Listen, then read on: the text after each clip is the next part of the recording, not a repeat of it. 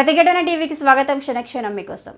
హైదరాబాద్ అసెంబ్లీలో చర్చ పెడితే బీఆర్ఎస్ వాళ్ళు ఎవరూ రాలేదని దుయ్యబట్టారు. ఆ రోజు కనీసం సూచనలు కూడా చేయలేదన్నారు. మూసీ నదిని అడ్డం పెట్టుకొని టీఆర్ఎస్ నాయకులు ఎన్ని రోజులు బ్రతుకుతారా, మీ ఫామ్ హౌస్లను ఎన్ని రోజులు కాపాడుకుంటారు, ఒక్కొక్కడిని చింతపండు చేస్తానని టీఆర్ఎస్ నాయకులను ఉద్దేశించి సీఎం రేవంత్ రెడ్డి హెచ్చరించారు.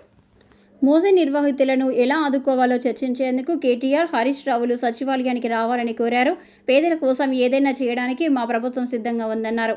గుజరాత్లో సబర్మతి రివర్ ఫ్రంట్ కావాలి, కానీ తెలంగాణలో మూసీ రివర్ ఫ్రంట్ అవసరం లేదా అని సీఎం రేవంత్ రెడ్డి కేంద్ర మంత్రి కిషన్ రెడ్డి, మల్కాజ్గిరి ఎంపీ ఈటెల రాజేందర్ను ప్రశ్నించారు. సికింద్రాబాద్ కంటోన్మెంట్లో గురువారం నాడు కుటుంబ డిజిటల్ హెల్త్ కార్డుల ప్రారంభోత్సవ కార్యక్రమంలో ఆయన పాల్గొన్నారు.